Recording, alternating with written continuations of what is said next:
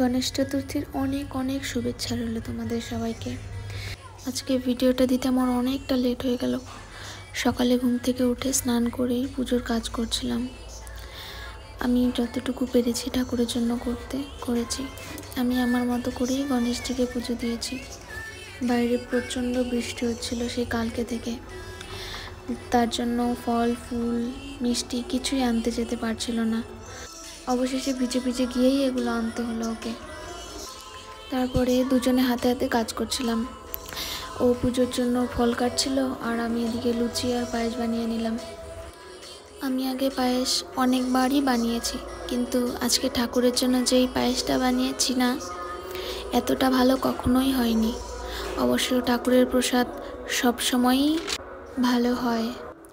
তারপর ঠাকুরের প্রসাদের থালা সাজিয়ে ঠাকুরের এখানে এসে একটু ফুল দিয়ে ঠাকুরকে সাজাচ্ছিলাম। আমি তো ছোট করে পুজো করছি, তাই আগে থেকে কিছু সাজাইনি। পুজো দেওয়ার সময় ঠাকুরকে আমি একটা কথাই বলি সব সময়, ঠাকুর আমার কোনো ভুল হয়ে থাকলে আমাকে ক্ষমা করে দিও আর সবাইকে সব সময় ভালো রেখো।